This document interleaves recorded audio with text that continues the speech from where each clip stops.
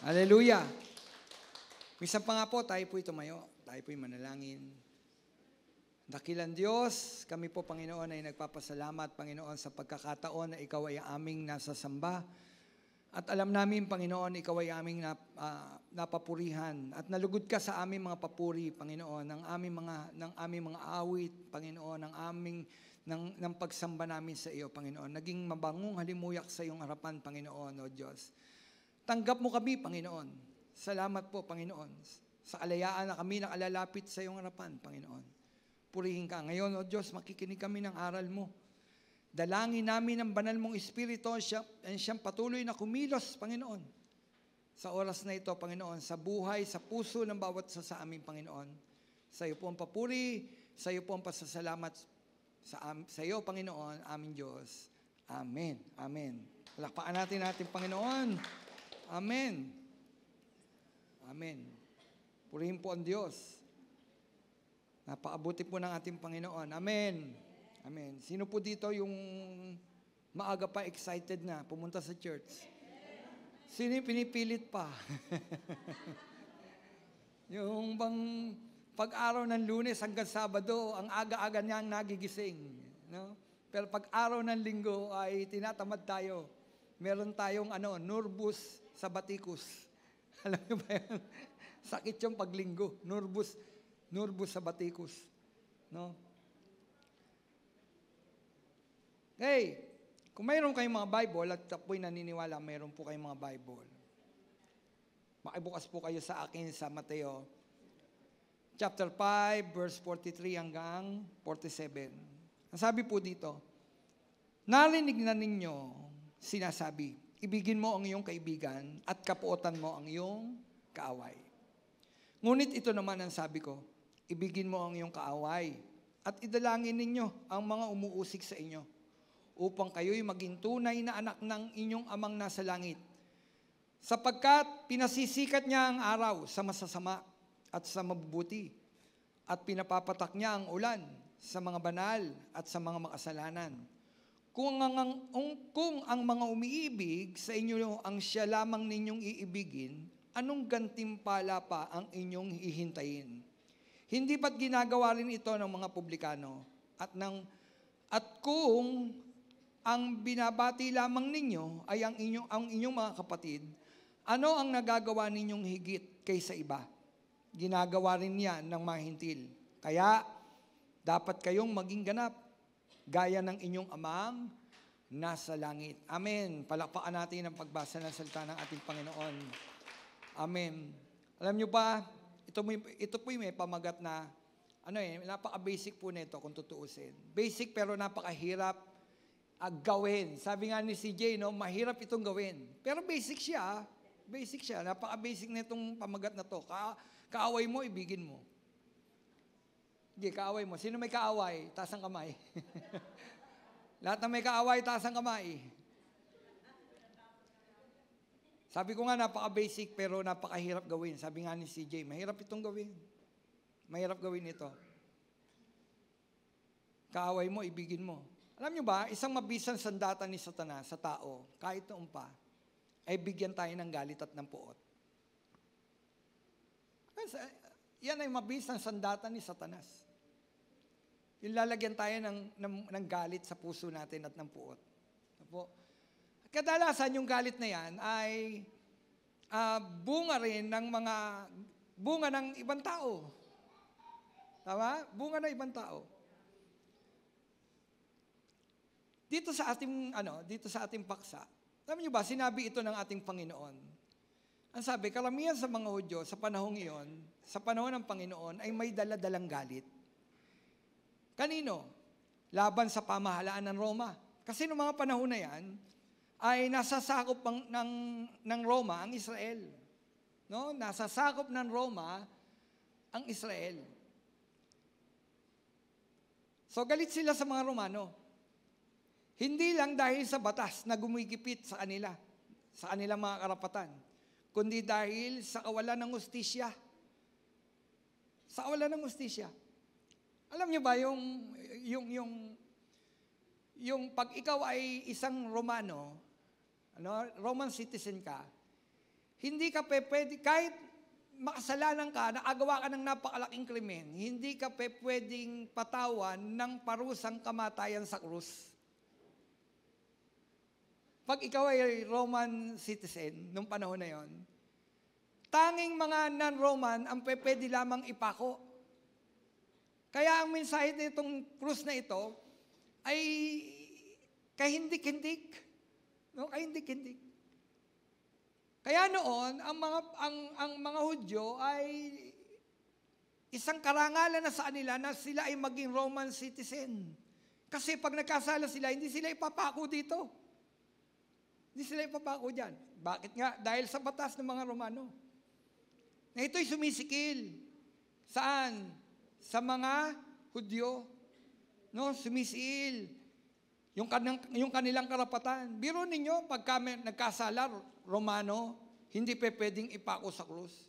Hindi pwedeng batuhin, hindi pwedeng patawan ng mabigat na parusa. Pero kapag ka ikaw ay isang hentil, isang Hudyo, pwede kayo ipako sa krus. Hampasin. No, hampasin hanggang mamatay. At noong panahon na yon, ang mga Romano ay nagpataw ng malaking buwis na nagpapahirap. No? Nagpapahirap sa mga Hudyo.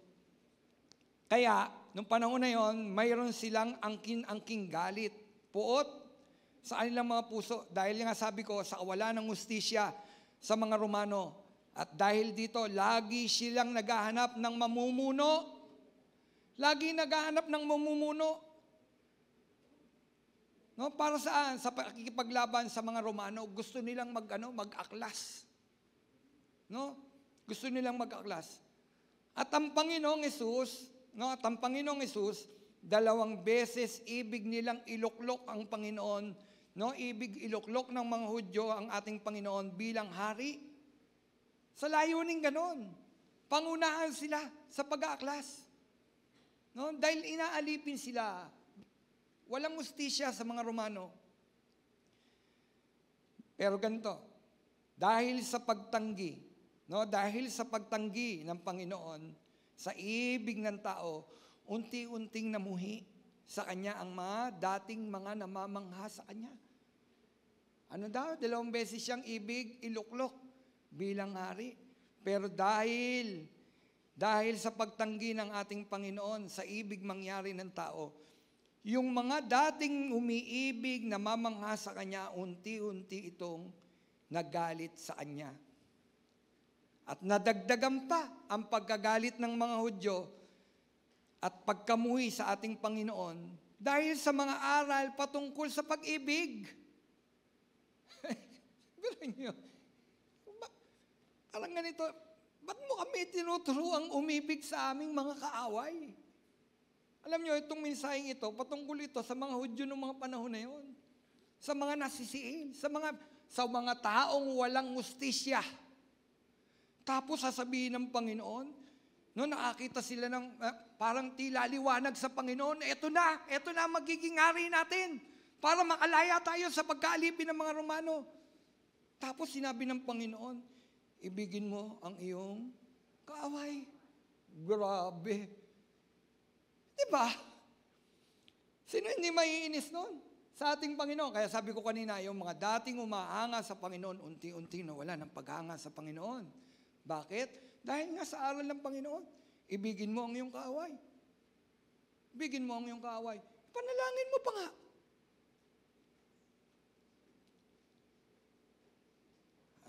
At may turo pa ang Panginoon, pasakop kayo sa gobyerno. Di ba? Ano mahanap ng mga Hudyo ng panahon na yun? Magkaroon kami ng hari para kami makalabas sa pag-aalipin ng mga Romano na nagpapataw sa amin ng napakalalaking buwis. Naghihirap na kami. Gusto namin ng hari na tatayo sa amin. Eto na ang Panginoon. Eto na si Jesus. Marahil eto na yon. Bumubuhay ng patay. Nagpapalakad ng mga pilay. Nagpapagaling ng mga sakit. May malaking kapangyarihan. Siya na yun. Tapos bigla lalabas sa aral ng Panginoon, ibigin mo ang kaaway mo. Parang ganito, pag meron kang kinagagalitan, yung inis na inis ka, bigla sabihin sa'yo ni pastor, ibigin mo siya. Bigyan mo ng pagkain. Pastor, anong bibigay ko? Pagkain, may lason. Di ba? Mas madaling magalit. Tapos sabi ng Panginoon, nung panahon na yon, naalipin sila, ibigin mo ang kaaway mo. Pasakop ka sa gobyerno. Wow. Bigat nun. Ang bigat nito sa mga taong alipin, pinahihirapan na wala ng hustisya. Marahil ilan sa mga nakakarinig sa Panginoon, napatay ng mga Romano ang kanilang mga anak. At malulupit ang mga Romano. Malulupit sila. Nung mga panahon na yon, malulupit sila. Tapos bigla sasabihin, pasakop ka sa gobyerno. Ang aral na ito ng Panginoong Hesus ay nakapagbabagsak sa panga. No, nakapagpabagsak sa panga ng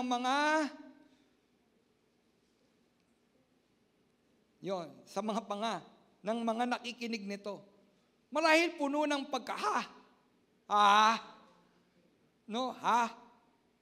Insulto yun. Insulto yun marahil sa mga taong inapi at inabuso. Di po ba? Inabuso ka. Gusto mong humingi ng hustisya, sabi sa'yo, bigyan mo siya. Patawarin mo siya. Bagsak ang panga mo. Marahil, maraming mga tao noon ang nakikinig, bumagsak ang panga. Marahil pati ang mga alagad. Marahil maging mga alagad. Ano nga ba ang kadalasan, no? Pakiramdam ng mga taong inaargabyado. Anong kadalasang nararamdaman ng isang taong argabyado? Ano ang ating nasasabi? Mamatay ka na. Tama? Taas ang kamay na nagsabi na ito, mamatay na sana sila. Ako nakataas ang kamay. Nagsasabi ko ng totoo. Mamatay ka na. Mamatay na sana siya. Ang dahi-dahing pwedeng kunin, bakit yung mababait pa? Ba't hindi yan demonyong yan? Di ba? Bakit yan? Yan. Ba't hindi yan ang kunin? Bakit yung mabait yun ang namamatay? Bakit hindi yan? Marunong pa tayo sa Diyos. Kadalasan nararamdaman natin, mamatay na sana sila. Ano pa? Magkasakit. Di ba? Gusto natin magkasakit sila. Lalo ka na pag inapi ka, kailan kaya magkakasakit yan? No? Kailan kaya magkakasakit? Pag nagkasakit yan, magpapalugaw ako.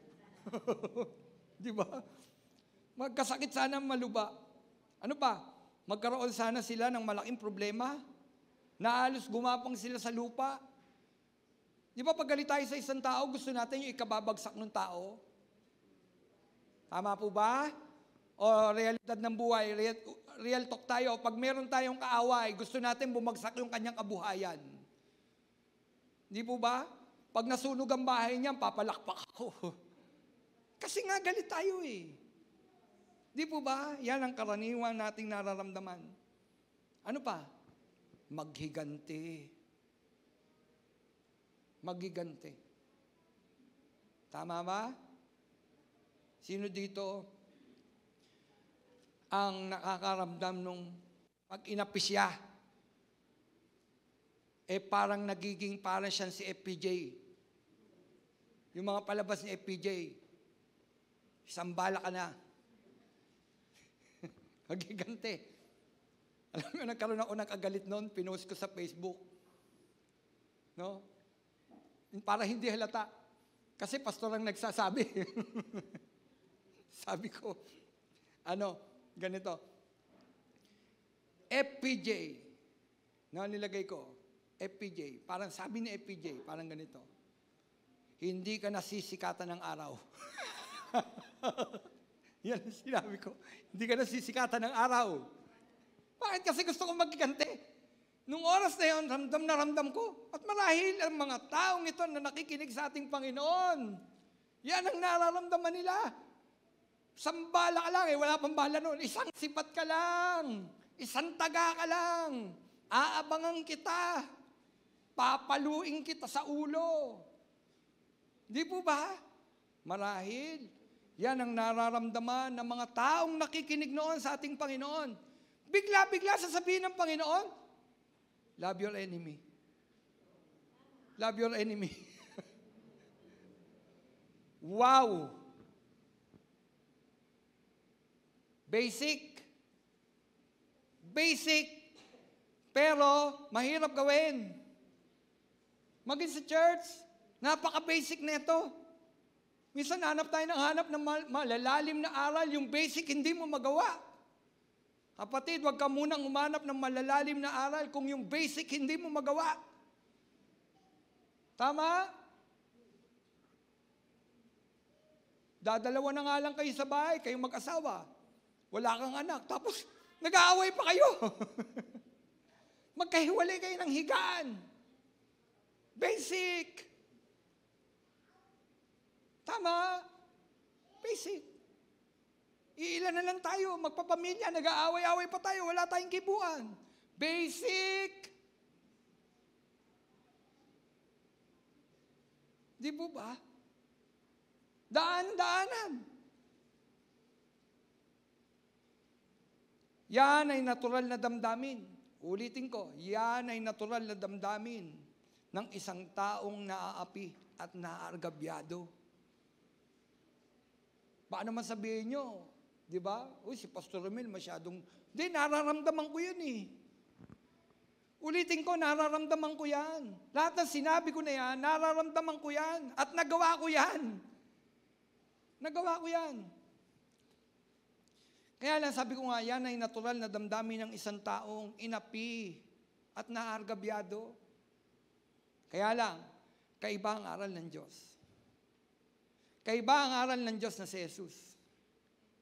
No? Ibigin mo ang iyong kaaway. At yung ating binasa sa Mateo, sinulat rin ito ni Lucas. Sinulat rin ito ni Lucas. Ang sabi ng Lucas, chapter 6, verse 27, ngunit sinasabi ko naman sa inyo, mga nakikinig. Ang sabi? Ano ang sabi ng Panginoon?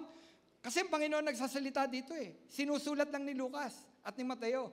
Ngunit, sinasabi ko sa inyo, mga nakikinig.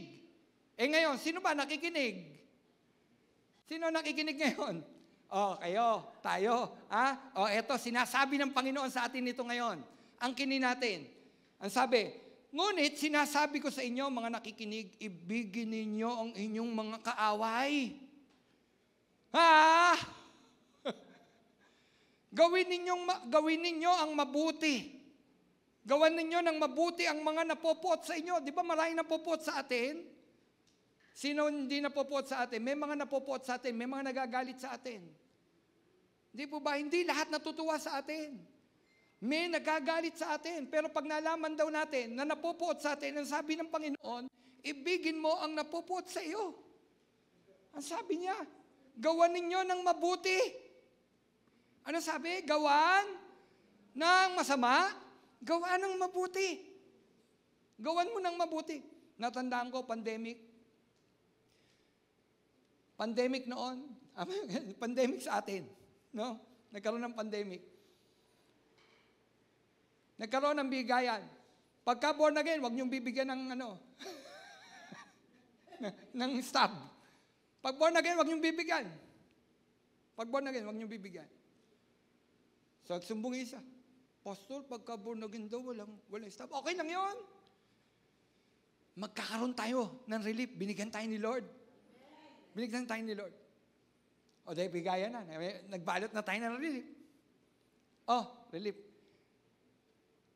Yung nagsabing yung mga born again, wag bigyan, dalan nyo.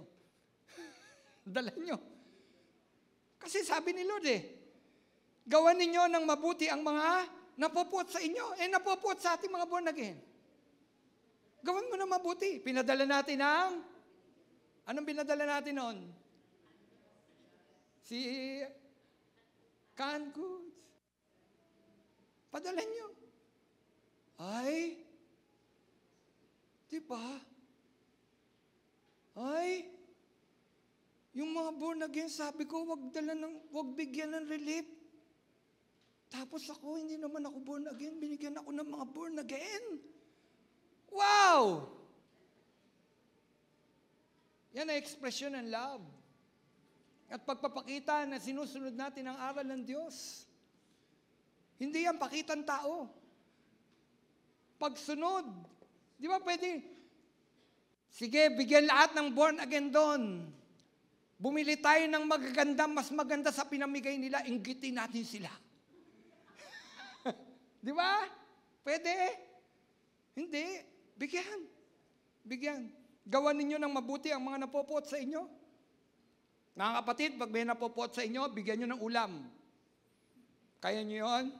Pag may nagagalit sa inyo, bigyan nyo ng ulam. With vacuumin. Joke lang yun. Bigyan nyo ulam. Bigyan nyo ulam. Tandaan nyo yung pinatotoo ko, sinigawan ako magnanakaw. Magnanakaw ng tubig, magnanakaw. Di ba? Totoo ko na yun. Kasi nagkukulang ang tubig noon. Pag pumatak pa ang tubig, kulay dilaw, natandaan nyo yun? Sa mga bata, hindi nyo yung nabutan yung kulay dilaw. Tapos, magnanakaw ng tubig, magnanakaw ng tubig. Di man ako nagnakaw ng tubig. Pagkatapos noon, sabi ng Lord sa akin, kumuha ka ng kalating kilong tosino. Bigay mo sa kanila, katukin mo. Hirap nun ha. Ang hirap nun. Ang hirap nun. At isa pa, mga mananampalataya rin sila. Kaya lang di taga Valenzuela, Bethel. Hindi rin taga Caloocan, Bethel. Sa iba sila dumadalo. Mga mananampalataya sila. Tapos sabi, magnanakaw! Sabi ni Lord, kumuha ka ng kalating tosino. Yung tinda ni Belia. Hindi ako nagpaalam kay Belia. Sabi ko kay mami ko, buhay pa mami ko noon, dahil narinig ng, damdamin ng isang nanay, na narinig niya sa sinisigawan, yung kanyang anak ng magnanakaw. At nung panahon na yon, ang kagustuhan ko lang naman, linisin lahat ng aming mga napagkainan at makaigib dahil wala kaming katubig-tubig. Anong damdamin ng isang nanay? Galit. Pero tumahimik ang mami, pero nagngingit-ngit. Galit na galit. Tapos sabi ko sa mami ko, sabi ng Panginoon sa akin, dalang ko daw ng tosino, kalating kilo. Sabi ng mami, alam nyo, sa'yo sinabi yan di gawin mo. Di ba? Pagkatapos nung kumatok ako.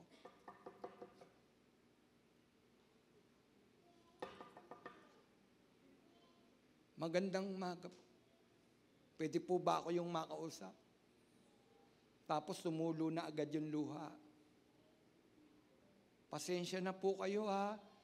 Kasi po wala po kaming katubig-tubig. Isa lang po yung pinagkukuhanan natin ng tubig Meron na kayong tubig. Tapos papatayin na ng nawasa. Nung panahon na yun, dahil kulang sa tubig, nasa taas po yung amin. Sabi ng tiyuhin kong nasa nawasa rin, buksan mo yung main. Doon ka kumuha, lagyan mo ng hose. Pinadaan ko naman po sa metro. Hindi ko naman ninakaw yun. Dahil dumaan po sa metro.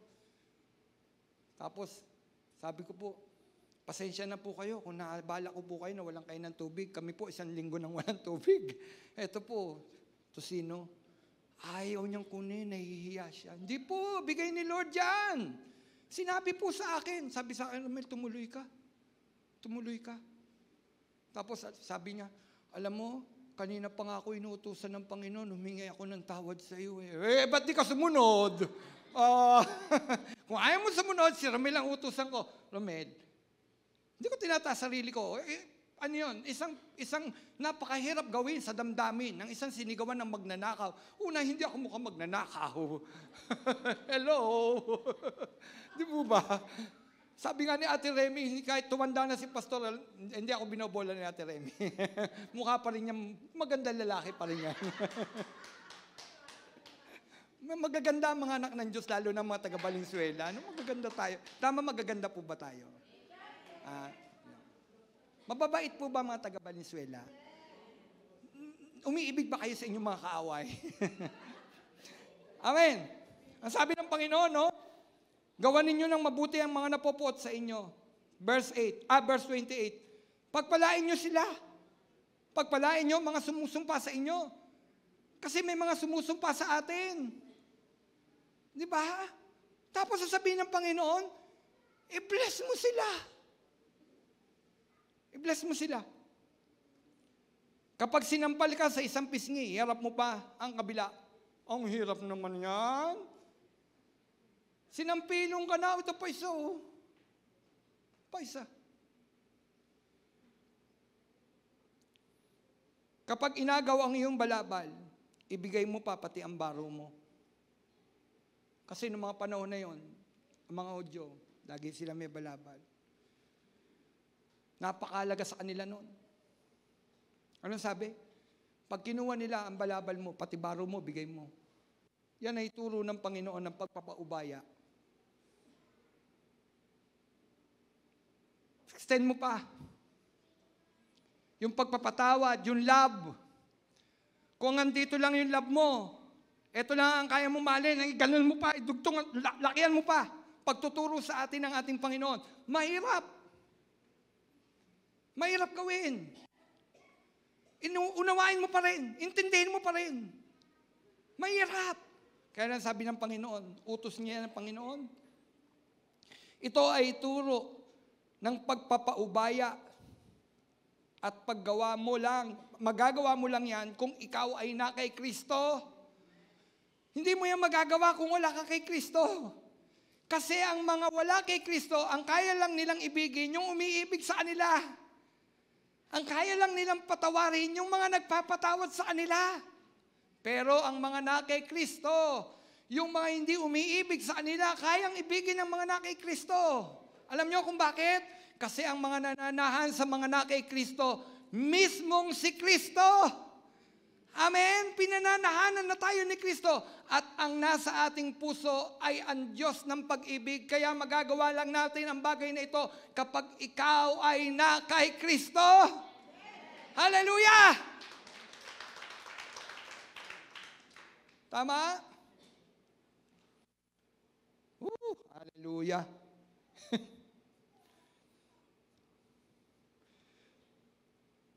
Bakit ba pinamamahal sa atin ng Diyos ang ating mga kaaway? Una, mahal tayo ng Diyos. Mahal tayo ng Diyos. Ano ba tayo noon nung wala tayo kay Kristo? Ulitin ko, nung wala tayo kay Kristo, ano tayo? Kaaway. Kaaway. Sino ang gumawa ng unang hakbang para ang tao ay magkasundo at ang Diyos? Ang tao ba? Naisip ba ng tao na lalapit ako sa Diyos, hihingi ako ng tawad? Hindi. Hindi.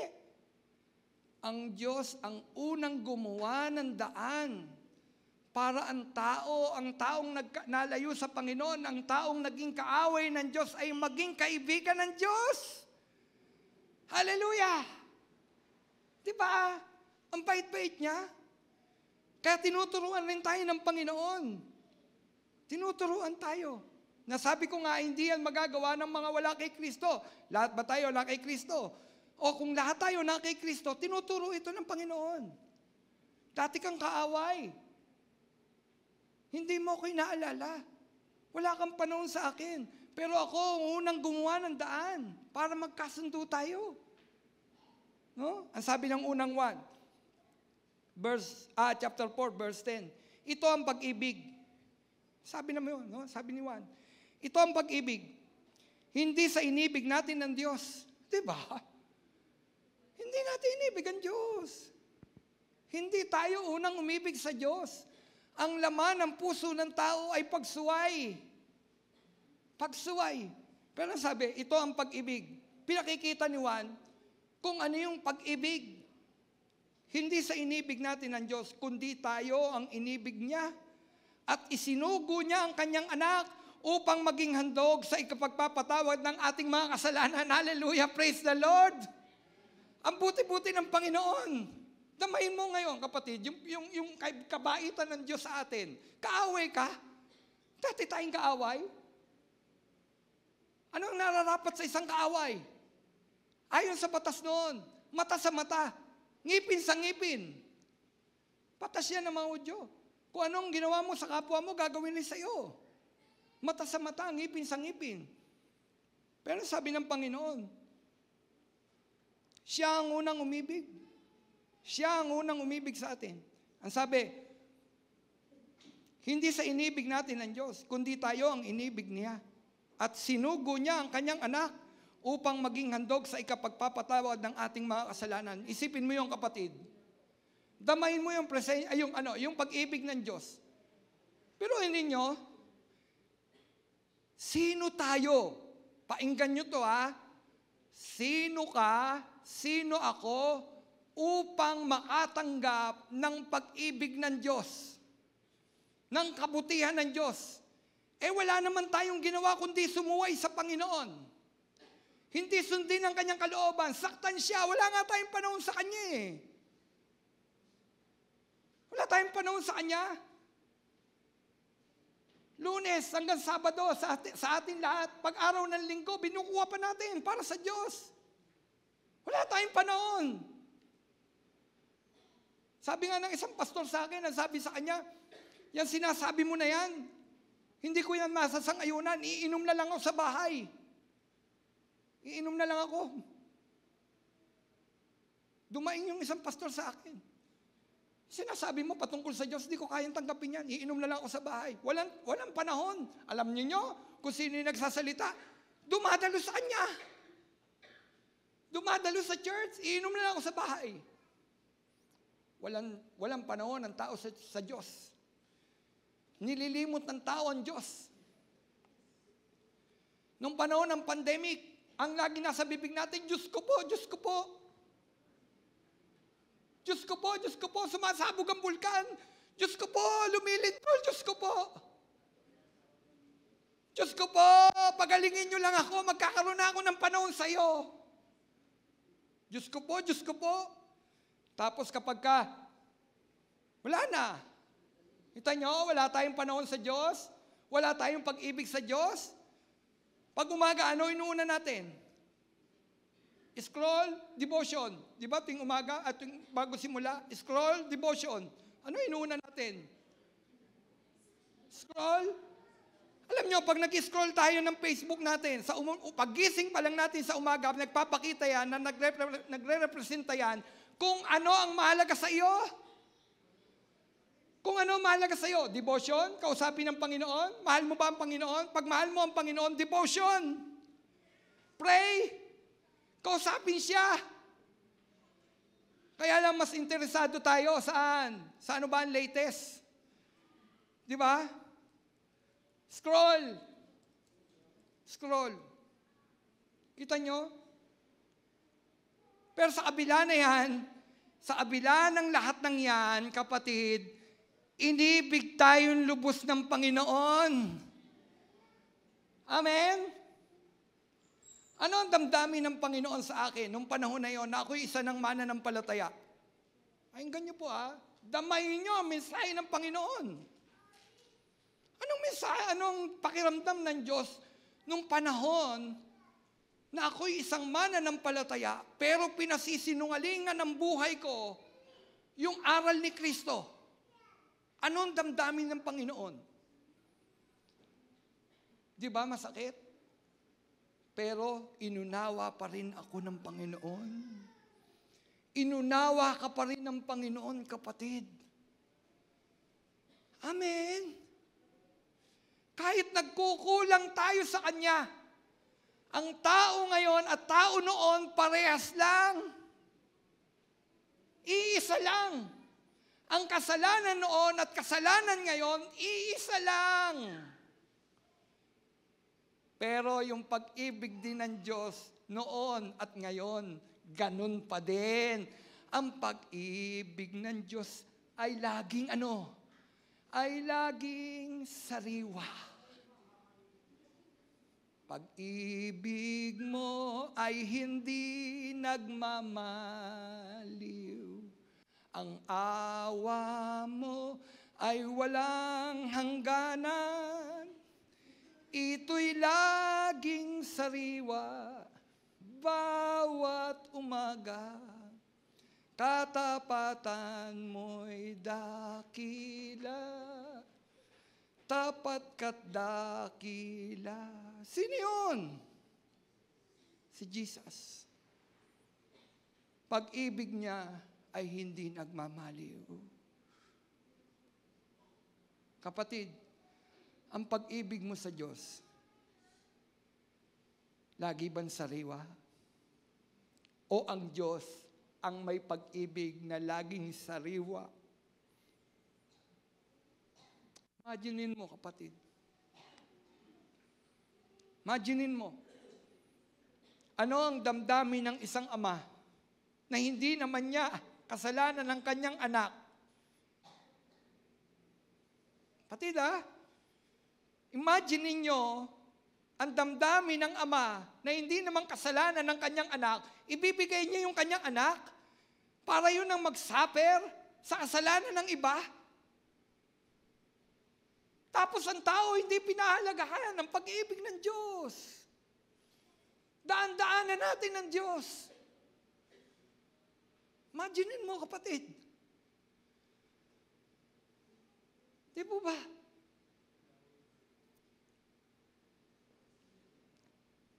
Sabi ng Panginoon, sabi ng unang Juan, siya ang unang gumawa ng daan. Inibig niya tayo, sinugo ang kanyang anak upang maging handog. Upang maging handog saan? Sa ipagpapatawad ng kasalanan. Kasi noon, yung handog para sa mga kasalanan, mga tupa na ibibigay sa mga saserdote, iwiwisik yung dugo, susunugin yung alay, yon ay naging parang ganito, noon, katanggap-tanggap sa Panginoon, yon ay nagtatabon lang. Tinatabunan lang noon yung ating mga kasalanan. Ayaw ng Diyos noon, nagsawa na ang amoy. Nagsawa na ang Panginoon sa amoy ng mga taba at ng mga dugo ng mga hayop. Kaya sabi ng Panginoon, kailangan nang matapos ang problemang ito ng tao. Makikipagkasundo ako sa tao, ibibigay ko ang aking anak. Siya ang ihahandog at siya na ang mamamatay. Yung dugo niya, yung katawan niya lang ang magiging kaaya-aya sa aking pangamoy. Dahil sa kasalanan natin. Hallelujah! Kapatid, basic ba?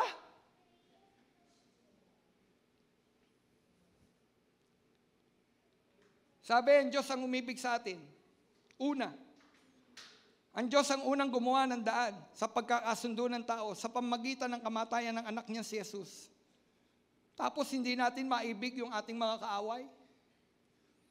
Kaya sabi ng Panginoon, ibigin mo, kaaway mo. Kasi kaaway kita. Karapat-dapat ka lang makulong. Dapat ka lang sa barangay. Dapat ka ibigay sa pulis. Pero inibig kita. Minahal kita. Inunawa kita. Wala ka namang karapatan. Wala ka rin katwiran. Pero binigyan kita ng katwiran sa pamagitan ng anak kong si Jesus. Siya na nag-alay. Yung anak ko, bibigay ko. Imagine niyo yung love ng Diyos, ng Ama. Nag-sacrifice. Laging magkasama, laging magka-fellowship sa langit ang Ama. Tapos, bababa. Alam niyo ba bakit lagi nananalangin ng Panginoon? Alam niyo bakit? Kasi pagpapakita yon ng pagmamahal niya sa Diyos at lagi niyang namimiss ang tatay niya. Di ba? Bakit nakikipag-usap ang tao sa kapwa-tao kapag nalayo, pag nag-abroad? Kasi namimiss mo. Kasi lagi mo siyang kasama noon, tapos nawala. Kaya kumukontak ka. Messenger, napadali pa nga ngayon. Hello, love. Patang Panginoon, lagi siya nagpe-pray. Yun ay pagpapakita ng pananabik niya sa kanyang Ama. Namimiss ko na ang aking tatay. Dati lagi kami magkasama sa langit. Ngayon bumaba ako. At ang mga binabaan ko, hindi nila ako tanggap. Yung pinili mo, tay, hindi ako tanggap. Diba? Tinatapoy ang Panginoon. At marahil kung nabubuhay tayo noon, isa tayo sa hindi tatanggap sa Panginoon. Kung nabubuhay tayo. Ako, kung nabubuhay ako, marahil isipin ko, sino to? Marahil. Pero salamat, nabuksan ang ating mga mata.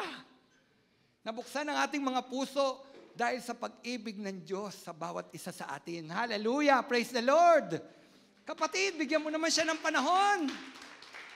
Hallelujah! Kanina, maga-maga, pumanik ako dito, pinicturean ko to, wala pang tao. Sabi ko, namimiss ka na ni Lord. Namimiss ka na ni Lord. Salamat po sa inyo na pumunta dito at alam ko nananabi kayo sa Panginoon. At ngayon, kakatagpuin kayo ng Panginoon, dadamahin niya. Daman-daman ng Panginoon ang pag-ibig niyo sa Kanya. Hallelujah! Praise God, ganun din sa mga naka-online. May mga nagpaalam, may mga may sakit. Panalangin natin sila. Mahalin nila ang Panginoon. Hallelujah!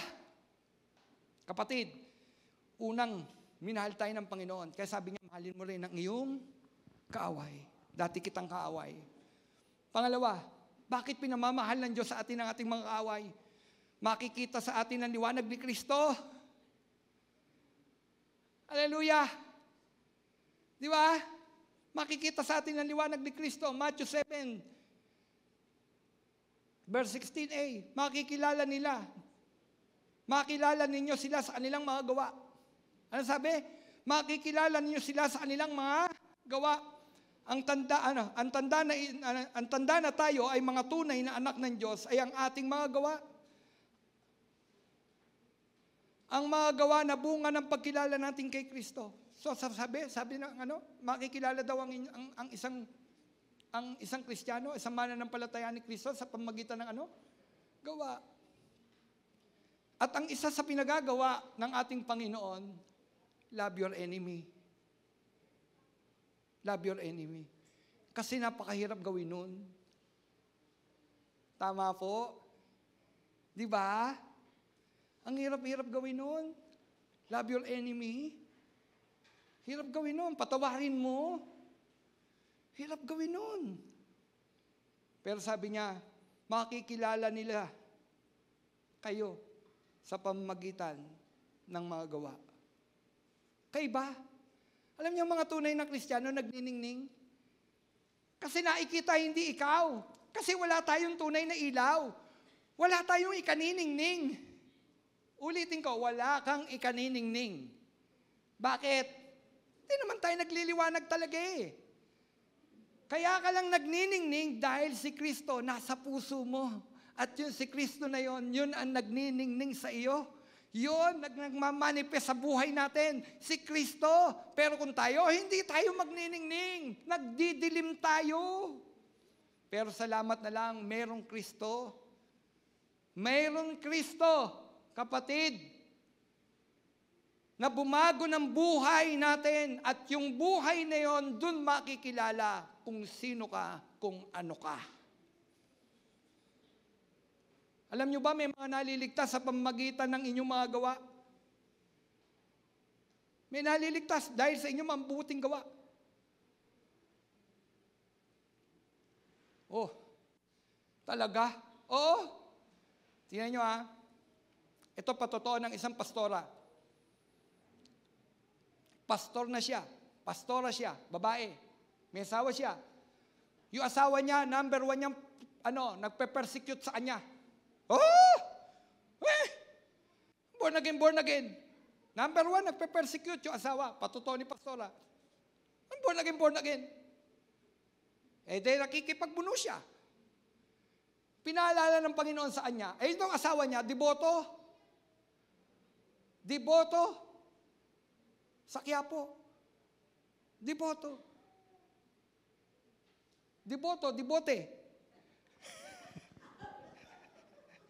Yung asawa niya, debote. Tapos yan, nagsishare siya sa church. No? Nagsishare siya sa church. So, hindi niya mawin. Number 1 niyang persecutor. Sabi ng Panginoon sa kanya, pinaalala daw sa kanya, minsan siya nananalangin, Panginoon, paano ko bang mawiwin yung asawa ko? Paano ko bang mawiwin yung asawa ko? Tapos sabi daw niya, alam niya, pinaalala ng Panginoon sa kanya, asawa ka. Asawa ka. Ano daw? Asawa ka. At ano ba ang bilin sa asawa? Pasakop. Ha? Pasakop? Panginoon, ikaw ba talaga yan? Sabi niya, ikaw ba talaga yan? Samahan mo siya mag-church. Ha? Tapos sabi niya, sumama siya kahit masama ang loob niya. Kasi pastora siya eh. Paano kung may makakita sa kanya? Andun daw siya sa loob. Tumutulo daw yung luha niya. Tumutulo yung luha niya. At nung lumabas na, sabi daw ng asawa niya, sasama-sama ka, tapos iiyak-iyak ka. Iiyak ka lang naman pala, sasama-sama ka pa sa akin. Tumipas ang sumunod, sumama ka. Sumama ka. Sumama daw siya. Umiiyak siya. Umiiyak siya. Sabi ko sa'yo, huwag ka na sumama dahil umiiyak lang doon. Tapos, sumunod na linggo, sabi ng asawa niya, punta tayo sa church niyo. Ano daw? Ano daw? Wala siyang sinabi. Nagpailalim lang siya bilang isang asawa. Kapatid, asawa ka ba? Take note. Gusto mong mawin yung asawa mo? Pailalim ka. Sabi niyang asawa niya. Sabi ng asawa niya lalaki, punta tayo sa church niyo. Punta tayo sa church niyo. Di ba pareho lang naman yun? Wow, sabi daw ni Pastora mo, eto na. Alam niyo ba? Na born again yung kanyang asawa, hindi dahil sa sermon niya, hindi dahil sa mga sinasabi niya, na born again yung kanyang asawa sa pagpapakita ng isang mabuting halimbawa, magpapasakop ako sa iyo. Amen? Dahil sa kanilang mga gawa, makikita ang inyong mga patotoo sa pamagitan ng ng inyong mga gawa. Ito ay patotoo na tayo ay sumusunod sa aral ni Kristo. Kaya natin ito, no? Kaya natin ito. At dapat gawin dahil sa pag-ibig natin sa Diyos. 'Yon. Kaya natin 'yan. Kaya natin. Kasi dahil sa pag-ibig natin sa Diyos. Kapatid, dahil sa ating mga gawa. Pangatlo, kailangan nating maging pagpapala. Sino gusto maging pagpapala dito? Amen. Ang sabi, ang galit ay paglalagay ng sumpa sa ating mga kaaway. Ano daw? Ang galit daw ay paglalagay natin ng sumpa sa ating mga kaaway. Kasabi ni Lord, di ba? Pagpalain ninyo ang mga umaaway sa inyo. Sabi niya, pagpalain. Pag nagagalit ka, ano lumalabas? Sumpa. Sumpa. Sabi, gusto mo bang maging pagpapala? Kung gusto mo maging pagpapala, alisin mo yung galit. Alisin mo yung galit. Ang sabi, kailangan natin maging pagpapala. Ang galit ay paglalagay ng sumpa sa ating mga kaaway. Nais ng Diyos na tayo ay maging tagapagdala ng pagpapala, hindi ng sumpa. Ulitin ko, nais ng Diyos na tayo ay maging pagpapala, tagapagdala ng pagpapala, hindi ng sumpa. Tandaan ko, meron kaming pumasok doon sa legal, sa school, napunta sa dole yung usapan. Kasi ang nagreklamo isa naming tauhan. Wala naman siyang katwiran kung tutuusin. Tapos nung nandun na nagkita na doon nag-iimbestiga. So andun yung both party. yung nagrereklamo at si pastor. Ginano ni pastor yung kanyang kamay. Kumamay yung babae. Doon sa lalaki, sabi. Dati namin siyang member. Leader pa siya sa church. Sabi ni pastor, ayos, tama na to. Huwag na natin pairali ng mga galit. Yun eh. Hindi siya umamay. Tapos nung pauwi na kami, sabi ni pastor, dumaan muna tayo sa halo-halo. Siyempre, nakakainit ng ulo yun. Di ba? Nakakainit ng ulo yun. Sabi ko sa kanya, pastor, nung inabot mo yung kamay mo sa kanya, hindi niya tinanggap. Ano ibig sabihin nun? Ganito lang yan, Romel. Sabi niya sa akin, nung binibigay ko yung blessing sa kanya at hindi niya tinanggap, yung blessing na yon na dapat para sa kanya, binibigay ng Diyos sa akin. Hallelujah.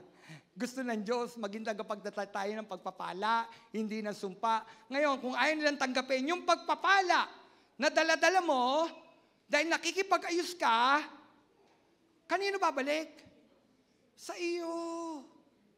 Kasi ikaw yung sumusunod sa kalooban ng Diyos. Amen?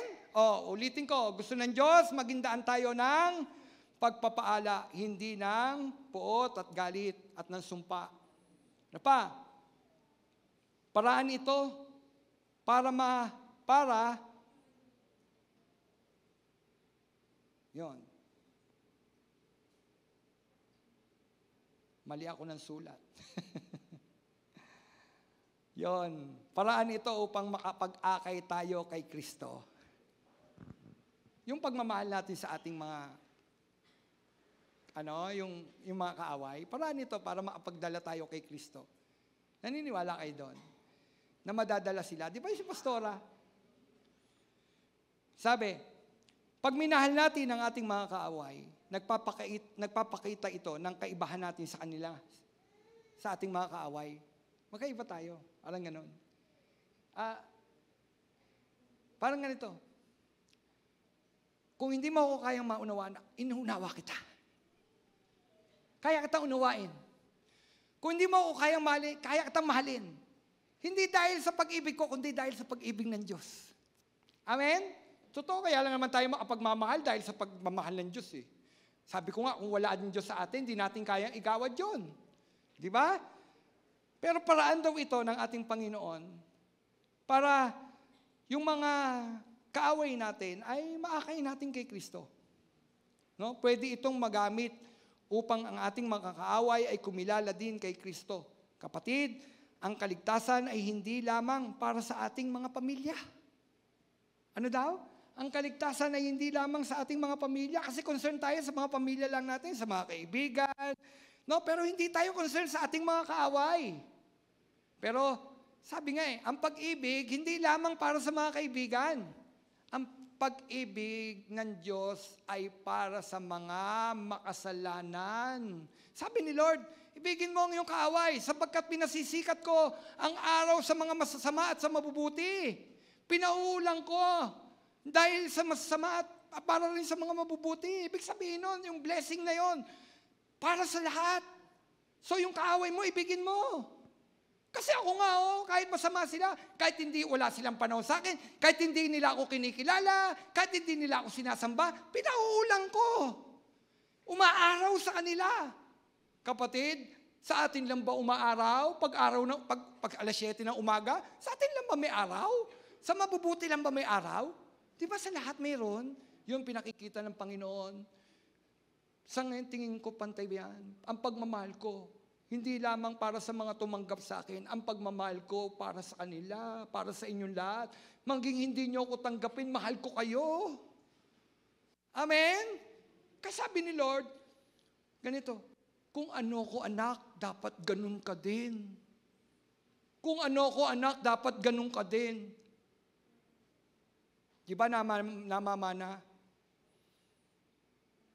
Sino naniniwala ng mana-mana? Kita nyo, may namamana tayo. Ako, namana ako sa mami ko. Ang mami ko, mainitin ang ulo. Mainitin ang ulo ko. Ang mami ko mabilis magalit. Pero daddy ko kulang. Kulang siya, hindi siya namamalo. May namana ako. Kapatid, anak ka ng Diyos. Ano mamamana mo sa Kanya? Mainitin ba ulo ng Diyos? Magagalitin ba ang Diyos? Mabait ang Diyos. Mabait ang Diyos. Napakabuti ng Diyos. Mapagmahal ang Diyos. O kung yun ang Diyos natin, yun ang tatay natin, ano dapat nating manahin? Yung Kanyang pagmamahal. Kaya sabi nga, maging kawangis tayo ni Kristo. Di ba? Si Paul, ano sabi niya? Imitate me as I imitate Christ. Ini-imitate niya. Ginagaya niya. Sino? Tao? Hindi. Ang Diyos. Yung pag-ibig. Ilang beses binato si Pablo ng kanyang mga kaaway?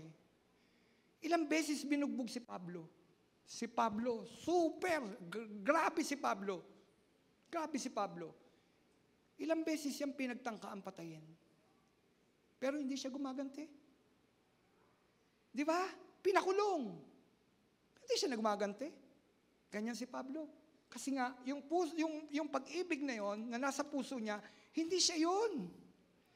Hindi sa kanya yung galing. Kanino galing yon? Yung pag-ibig na yon? Sa Diyos. At maging mga kapwa niya mananampalataya, tinutuligsa si Pablo. Kaya yung mga sulat na yan, patungkol yan doon sa mga tumutuligsa sa kanya. Pag binasa niyo yung Roma, Corinto, yan ay magpapakita ng mga, kung makikita niyo, dinidepensa niya yung kanyang sarili. Kasi maraming tumutuligsa sa kanya. Pero tingnan ninyo, sabi niya, andun pa rin yung pag-ibig ni Pablo. Kasi bakit? Dahil ba sa sarili niya? Hindi Dahil yung kanino? Dahil kay Kristo. It's no longer I got lived, but Christ has lived in me. It's no longer I got lived, but Christ has lived in me. He lives. Jesus is alive in me. It's no longer I got lived, but Christ has lived in me. Sino nabubuhay sa iyo, kapatid? Sarili mo pa ba? Patay na yan, di ba? Patay na yan. Ang nabubuhay na sa atin, si Kristo, at si Kristo ay punong-puno ng pag-ibig at pagpapatawad, kapatid. Amen? Kaya yan, ginagamit yan ng Panginoon. Magpatawad tayo, umibig tayo sa ating mga kaaway. Bakit? Para ano? Paraan ito para makapagdala tayo kay Kristo ng mga taong naliligaw ng landas. Amen! Hallelujah! Praise the Lord! Di po ba, kapatid? Hindi natin kayang gawin ang bagay na ito. Hindi mo kayang umibig sa mga kaaway? Hindi. Ako hindi ko kayang ibigin ang aking kaaway. Maiibig ko lang yung nagpapala sa akin. Yan tayo. Di po ba? Pero, hindi na ikaw yan Hindi na ikaw yan. Nang tanggapin mo si Kristo bilang Panginoon mo at tagapagligtas, hindi na ikaw, hindi na ang sarili natin ang nabubuhay sa atin. Sino na? Si Kristo. Si Kristo. At si Kristo na nabubuhay sa atin, siya ang ating Panginoon. At gusto nung Panginoon. At sinasabi ng Panginoon sa kanyang mga slave. Sino ba ang slave? Tayo. Gusto niya. Kung ano siya, ganun din tayo. Sabi niya, love your enemy. Love your enemy. Amen? Kapatid, alam niyo ba?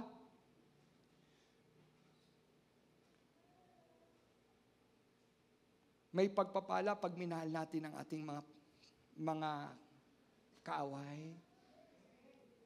Ano yun? Magiging ganap tayo sa harapan ng Diyos. Diba? Gusto natin maging ganap sa harapan ng Diyos. Ang sabi, ito yung panghuli kong na babasahin. Tapos na tayo, uwi na tayo. Uwi na. Sabi, kaya dapat kayong maging ganap.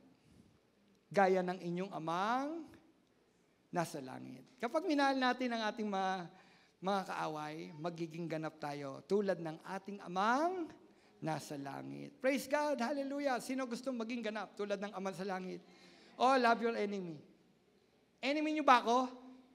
Oh, sa mga nakikinig, lahat ng may galit sa akin, sabi ng Lord, love your enemy. Mahalin niyo na lang ako, love your enemy. Bilang enemy. Hallelujah. Praise God. Hallelujah. Tayo tumayo. Hallelujah. Alam mo ba, kapatid, bakit tayo nagkakasakit? Kasakit, ha? Hindi lang spiritual. Katawan. Dahil sa galit. Dahil sa galit. Dahil sa hindi pagpapatawad. Stress tayo. Kada makikita natin yung ating mga kagalit, stress tayo. Namumuhi tayo. Gusto natin gumanti, hindi tayo makaganti. At dahil dyan, na-stress tayo. Gusto natin magsalita, hindi tayo makapagsalita. At yan, minsan nagiging sanhi ng ating pagkakasakit. Nagiging active yung cancer cell. Na-high blood tayo. Kasi tumataas yung dugo natin pag nakikita natin sila. Kapatid, gusto ng Diyos hindi lamang spiritual mo ang pagalingin, pati katawan mo pagalingin. Release. Release natin kay Lord. Sabi ko nga kanina, sino yan? Tatay mo, nanay mo, asawa mo, mga nasabib na nagbibigay ng sakit sa atin. Kapatid, ito yung panahon, nandito ang Panginoon. No? Ilagay natin sa paanan ng Panginoon ang lahat ng ating mga galit at puot. Sama ng loob, lagay natin sa paanan ng Panginoon. At kapatid, sino magbebenepisyo? Di po ba tayo? Tayo ang magbebenepisyo. Palayain natin ang ating sarili. Sa hirap, sa tanikalan ni Satanas, na patuloy na umaalipin sa atin. Kapatid, hindi ka na alipin ni Satanas. Kahit hindi ka na dapat alipin ng galit at ng puot. Oo, nagagalit pa tayo kasi nandito tayo. Kaya lang, hindi ka alipin ng galit at ng puot. Hallelujah! Kapatid, ito na oras. Palayain mo sarili mo. Palayain natin ating mga sarili. Sige, banggitin nyo sa Panginoon. Sino yan? Hindi sa tao, sa Panginoon nyo banggitin. Sabihin nyo. Sabihin nyo mga pangalan ng mga taong nakasakit sa inyo. Mga taong lumait sa inyo. Sabihin nyo sa Panginoon. Hindi para isumbong, kundi para i-bless nyo sila. Pagpalain nyo sila. Sabi mo, yung pangalan, yung kagalit mo, tapos sabi mo, pagpalain ka. Pagpalain ka ng Panginoon. Sige, kapatid. Release mo yung blessing. Hindi sumpa, kundi blessing. Hallelujah. Hallelujah. Sige po.